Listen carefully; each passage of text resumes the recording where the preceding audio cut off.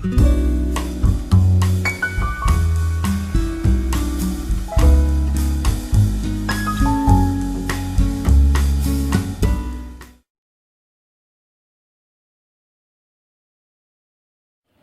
there everybody. It's a real nice and calm summer evening here. I hope that every one of you have a real great summer, no matter where you are. And if you don't, I hope you make the best of it. If you hear some birds in the sky, that is correct. There are a lot of birds flying around here right now. And there are some interesting threads and contests going on at the VC right now, and one of the more interesting was started a while ago, where you was supposed to show your favorite 70s singles, 40 of them. Unfortunately, I couldn't participate in that because I felt it wouldn't be right, because I don't have that much 70s singles yet that I feel like it would be justified. But then I saw a video of James Griffith, who did a follow-up and 30 singles from the 80s, and that was right up my alley. So I thought that I was going to jump on that train and show 30 of my favorite singles from the 80s. But then I thought to myself, of my absolute favorites, that means that I'm going to show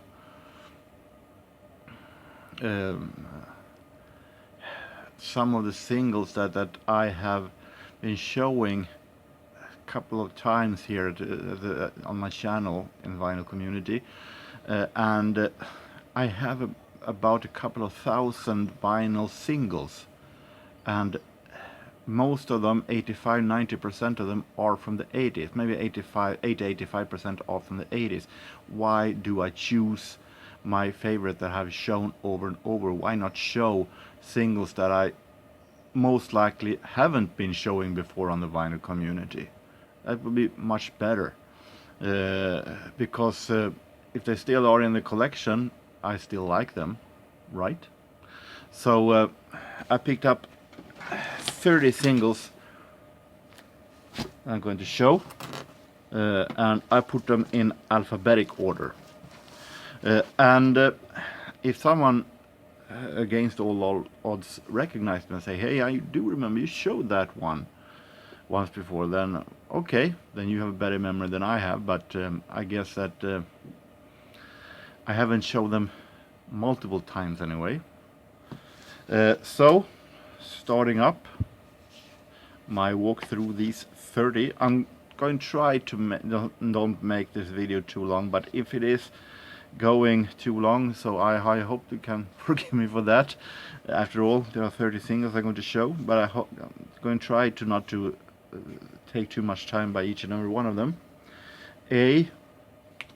Aha, The Sun Always Shines on TV, the follow-up to the major single Take On Me.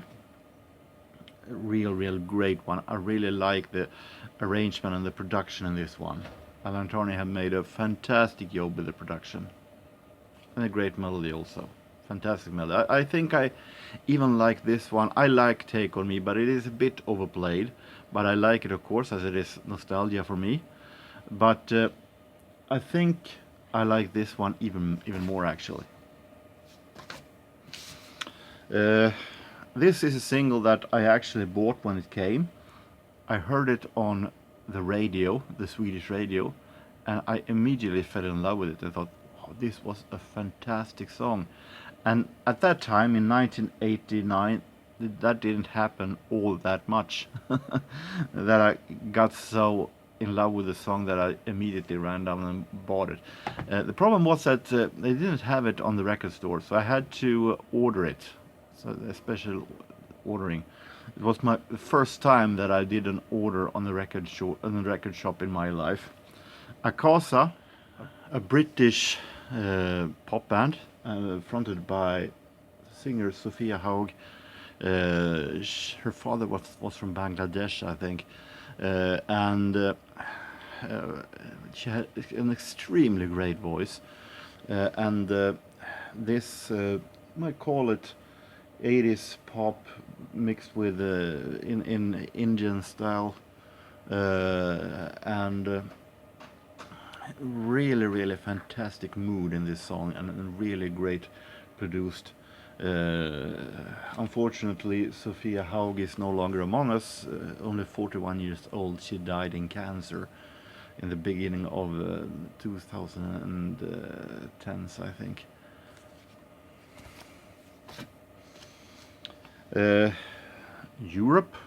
European dance music from the 80s, of course, always great music for me.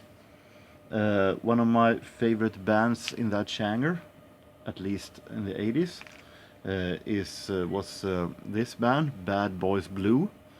I think they were Dutch. However, they were members were both Caribbean and American, and I think this person is the only one in the band who actually is native from the real country.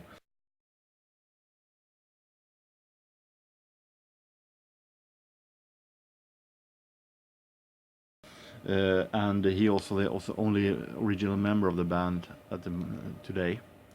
This song, Pretty Young Girl, was a minor hit in Sweden, and a fantastic song, real great intro, strumming intro. Little cheesy lyrics though in this song, Pretty Young Girl, but really great song. Childhood memories, no doubt. One of my absolute favorite bands, Bad Manners. Some ska music with a whole dose of humor in it, and their version of Kon Kon from 1981. And check out a performance of this song made in French TV. I'm going to leave a link on it in the description, because that one is hilariously real proof of how joy the band had when they played, and the frontman Buster Bloodwessel, I was going to say vocalist, but he doesn't sing anything in this one, but he's a real funny man, he has so much energy and happiness when he do this, so check that one out. One of the best musical performance I've seen on from television. Sticking in the early 80s, going 1 year back, 1980, George Benson, Give Me the Night, a classic Quincy Jones production, so amazing produced, real amazing. I really like the production of this song, maybe one of the best 80s soul tracks ever. A couple of singles that I bought as blind buys, and a proof of that, even though you don't have one single clue what it is, if you do some blind buy for a very cheap money, I think I bought these ones for 10 cents once. If you buy them for cheap money and give it a try, it can be so real good sometimes.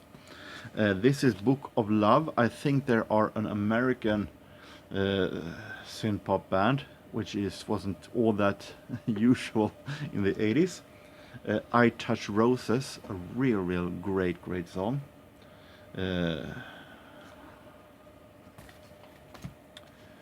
And we also have this lady, Kate Ceberano, and Young Boys Are My Weakness. Real great dance track, produced by Phil Harding and Ian Kornov, who was working for Stock Aitken Waterman's production company, PWL. So they handled one who wanted to come to Stockholm Waterman, but they didn't have the time, as they have so many other artists, Kylie Minogue, Jason Donovan, Rick Astley, and so on. So Harding and Kornov, who was working for them, they took on this case and gave her a sound that sounded a bit like Stockholm Waterman. Although, of course, Stockholm Waterman was the one who actually became hits. Those who were working for PWL, Stockholm Waterman's company, and still did production, were more seen as low budget artists. This one is a real nice childhood memory from when I started to discover pop music for real back in 1985 on a Swedish radio show called Rakt över disk, Straight Over Disc. I played this one in the first radio show I recorded in the whole program. China Crisis King in a Catholic Style. A fantastic and funny and cute little pop song. Marvelous song from the fantastic album Flaunt the Imperfection. I've shown Randy Crawford multiple times on full-length vinyl. I don't know whether I have shown singles with her. Maybe the few times when I bought it, but it's not often. I haven't shown Randy Crawford singles as often as I've shown the full-length albums. So why not this one? Nightline from 1983. The album with the same name. A real great cozy soul dance track. And staying with 80s soul, this is Dee Lee. And Dee Lee is famous for only one thing actually, and that is that they were the starting group for producers L.A. Reid and Babyface, and of course they have also produced this one, Material Thanks, also a single that I made as a blind buy, but then when I bought it I remember, well, hey, wait a minute, I heard of this band, isn't this L.A. Reid and Babyface band? And real great track. Real great 80s soul, 1995. This one also a blind buy. I had no idea what this was, but this was bought when I went in gymnasium, high school, and it's a band called Doppelganger, and I have still no idea what band this is. I haven't still found out what kind of a country these come from, but the single is recorded in New York. So whether they're Americans or if they are musicians that have come to USA to record, I don't know. But it's a great song. This Communication Breakdown is some kind of an experimental synth pop. Not much of a melody here, but it's real great song with happening things every time and real great synth production. This is a classic that maybe many of you know. Dream Academy, Life in a Northern Town. A classic song from 1985. A fantastic dreamy production and real great pop song. And from something real nice and soft to something real hilariously crazy. This is Austrian band Edelweiss. And Edelweiss were a couple of DJs who read KLF's book about how to have a hit, and took this very much serious. So they took ABBA's song SOS, and people say that they stole this song. However, from what I've heard, they asked the wrong persons. They asked ABBA's manager Stickan Andersson for permission, and he said yes. But ABBA themselves didn't like that one bit. So when Björn Andersson was sitting in his car and hearing this song for the first time and heard that this refrain sounded so much alike of SOS, he really got shocked, and it fueled the feud that has been going on between ABBA and their former manager. But that is a story I read. Whether that is true or whether they actually stole the song, I don't know. But it is a really hilariously funny song, filled with all the Austrian things that you might remember, cowbells and jodelin and everything real hilariously funny, with special effects and so on. So extremely funny song. Was a pretty huge hit in Europe at the time. Eurythmics, and a song that I actually disliked very much when it came. Shame. As the years has gone by, I've realized that this is actually a real great song. Definitely one of Eurythmics' best songs. However, I listened to the album that this one is from, album called Savage, and that album wasn't all that good. There were some great tracks, but there also were a lot of totally boring songs. But this one, it may be one of the best songs of that album. Fine Young Cannibals, from their, in my opinion, first and best album, Blue. Also a song I remember from when I listened to the radio in 1995, in my real early days as a pop nerd, even though it never became a hit in Sweden. Peter Gabriel, Big Time, real forgotten song. This was the follow-up, I think, for Sledgehammer. And it had also a real expensive video, just like Sledgehammer, but the effects of having an expensive video was overplayed by then, especially for Peter Gabriel. So it didn't have the same publicity for that as Sledgehammer did. But this is amazing, great song that came out in summer '86. 85-86 is definitely some of my absolute favorite years in pop, among 1984. So don't be surprised if many songs are from there.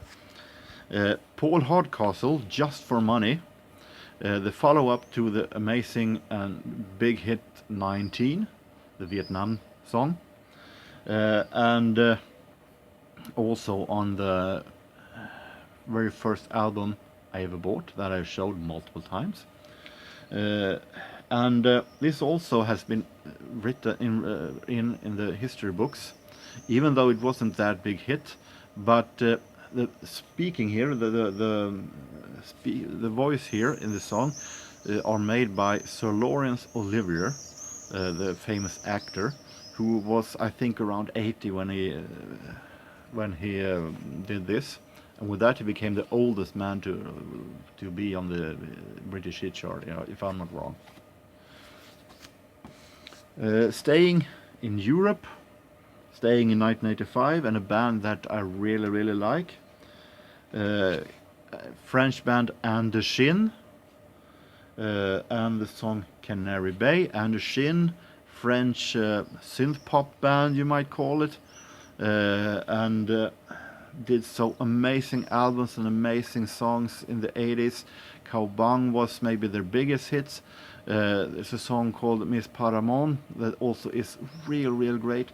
And this one, Canary Bay, who also is a real childhood memory from the days when I started listening to pop music for real, the mid 1985. It's a real amazing song. And Shin is still active, still extremely popular in France. Even though it has been so very long since their real big time in the hit charts outside of France. This is a band that when I heard this song, I really started to like this band so real much, because this song is really great. British Joe Boxers and the song Boxer Beat, and it is a real amazing beat. The boxer beat, boom boom, the boxer beat, boom boom. Such amazing. I mean, I give you 10 seconds and I promise you almost 80% of you will be sitting stomping your foot to the rhythm. This one was also blind buy. I had no idea what this actually was, but I bought it for 10 cents and it turned out to be really good. And it was bigger than I could ever imagine, actually. Jill Jones, one of Prince's forgotten proteges, with the song G-Spot. And Prince is also involved here. As you can see, Paisley Park. Prince believed in Jill Jones, but Warner Brothers didn't. Even though she also released an album, which I also have. They didn't promote this one bit. So she faded away, and it took 14 years until she came out with a follow-up album. A classic that many of you might know.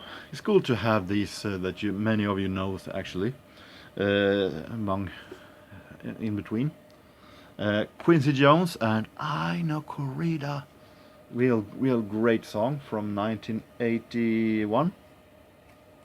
As many of you know, I'm a huge fan of Quincy Jones, both as a producer in the 80s and the 70s, and as a jazz musician, as a big band leader.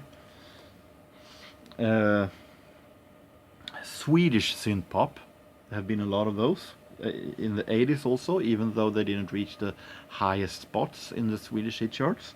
But one that became very famous was a Swedish band called Norsu.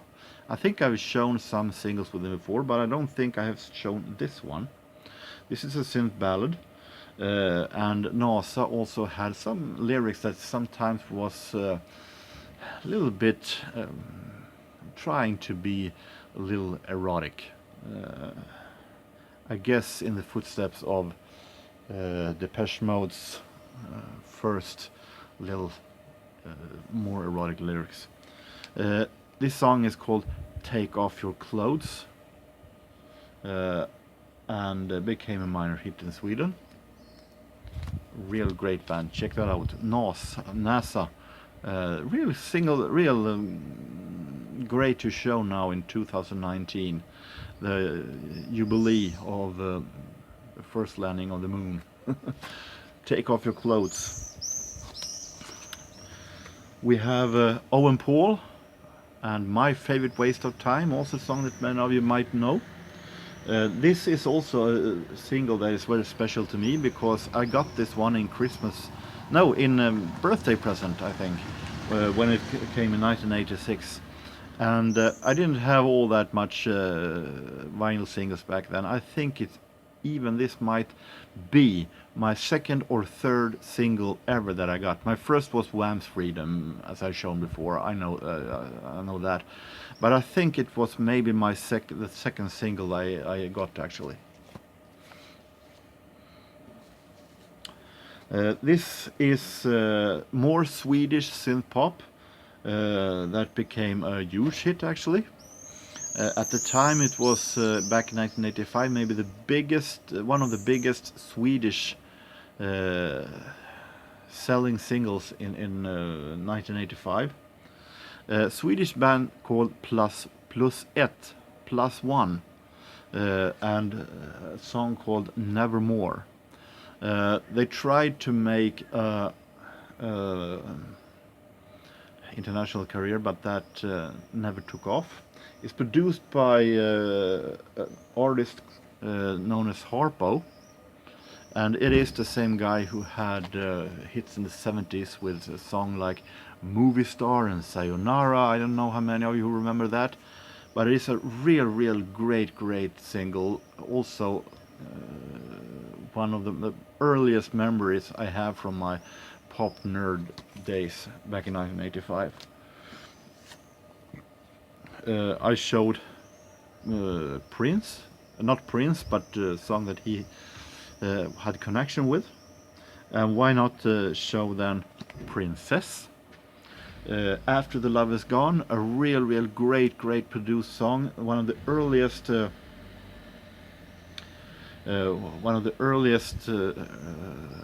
productions by Stock Aitken and Waterman. At the time, Stock Aitken and Waterman tried more to sound like a crisscross between 80s synth pop and 70s disco, and it became so smooth and real great. And a real great track.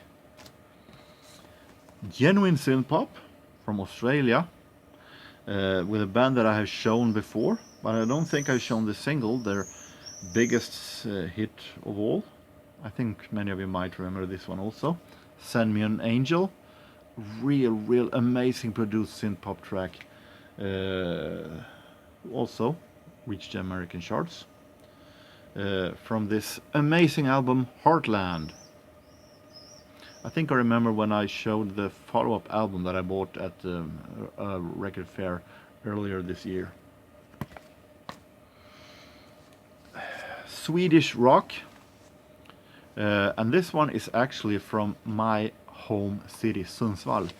Back in 1987, we had a community radio here that was broadcasting all over the city. And it was a summer radio that they had. Sundsvalls semestertryck. Sundsvalls holiday push. Something like that. Then they played often this song, and finally it got into my head. I recorded it once, but I never found the single because, of course, it's a band from Sundsvall. It wasn't spread all that much, but I finally found it, and it's a real great one. This might be kind of a 80s hard rock style. Renegade, and a song called Do It. Come on and do it to it now. A real great song. And even though it is band from Sundsvall, I don't know any of these guys. Real great American artist now. I've shown Shannon before. I haven't shown this single though, I think. Real great song, Do You Wanna Get Away, from 1985. Fantastic, great song. Real nice 80s disco. House. 80s, of course. British house. Must have some British house. And then a song that also was a blind buy for me, but I in some form could see on the cover and the cover of the style and so that it might be some house in it, but it is a song that really, when I heard it, I haven't heard it before, and I heard it and it was real good. J Strongman and East West, and it's from 1988. And very interesting, if you're looking down here, in associated with Mute Records, that is the record that Depeche Mode is most famous for, but Erasure is on that label as well. But for them to release, to be associated with a house track, isn't all that ordinary. And finally, a Dutch band with some Swedish connections, because there's one member here that is Swedish, who moved from Sweden to Holland when he was about 12, 13 years old. A band called Time Bandits, in Sweden most famous for a song called Endless Road, but I chose this one, Dancing on a String. And Time Bandits is a kind of a new wave synth pop band, a real great band from the magic year that I've been showing a lot here, 1985. So 30 singles from the 80s, and even though some of you might think that this was an easy task for me, it wasn't, because I could have shown at least 130 singles more, because they are so many. It wasn't easy to actually choose. There was so many I wanted to show, but I hope that you have enjoyed this, my response to this great thread. I hope that there will be even more responses to this. So I hope that every one of you have a real nice continuing of summer. Take care, everybody, and so long.